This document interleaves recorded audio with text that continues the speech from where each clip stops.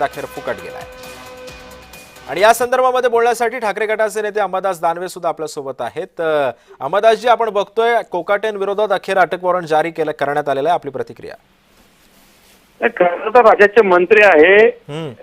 या सगळ्या विषयामध्ये आतापर्यंत या सगळ्या गोष्टी होण्याच्या आधीच मला असं वाटतं राज्य सरकारने कारवाई करायला पाहिजे होतं। आधीच्याच कोर्टाने जो निर्णय दिला तो या कोर्टाने कायम ठेवलेला आहे। कोकाटेंनी त्वरित राजीनामा दिला पाहिजे, आमदारकी सहित, नुसती मंत्रिपदाचा नाही, आमदारकीचा राजीनामा दिला पाहिजे, मंत्रिपदाचा राजीनामा। राहुल गांधींच्यावर अशा पद्धतीनं गुन्हा सिद्ध झाल्यानंतर, शिक्षा झाल्यानंतर राहुल गांधींचं बिलकुल लोकसभेत सदस्यत्व रद्द केलं होतं। सुनील केदार जे आहे आपले माजी मंत्री नागपूरचे, मला तर सावनेर काय मतदारसंघ त्यांचा, त्यांच्यावर अशा पद्धतीनं शिक्षा ठोठावला, त्यांची आमदारकी ताबडतोब रद्द केली होती। तोच न्याय माणिकराव कोकाटेंना या सरकारने लावला पाहिजे।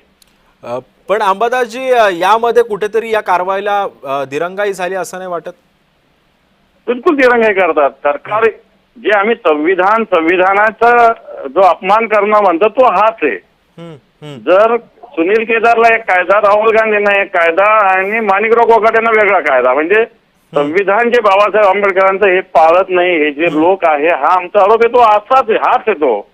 कारण शेवटी नियम आहे, कोर्ट आहे, संविधान आहे, संविधानात लिहिलेलं आहे की अशा पद्धतीनं शिक्षा ठोठावल्यानंतर त्याला काय कारवाई व्हावी। आणि हे सरकार, मला असं वाटतं, म्हणूनच आम्ही म्हणतो की बाबासाहेब आंबेडकरांनी लिहिलेलं संविधान याच्या विरोधातलं हे सरकार आहे।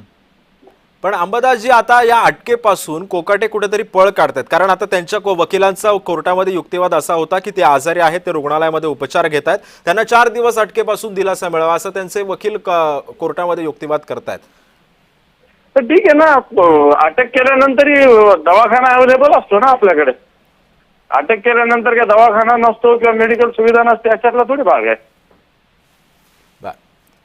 आणि याच अंबादासजी, तुम्ही सोबतच राहा, माझ्यासोबत आता राष्ट्रवादीचे नेते अमोल मिटकरी सुद्धा आहेत। अमोलजी, अखेर अटक वॉरंट जारी करण्यात आलेलं आहे, आपली प्रतिक्रिया? नाशिक जिल्हा व सत्र न्यायालयाने हा अटक वॉरंट जाहीर केलेला आहे। म्हणजे फिर्यादींचे वकील यांनी जो युक्तिवाद केला, युक्तिवाद केल्यानंतर त्यांनी प्रसार माध्यम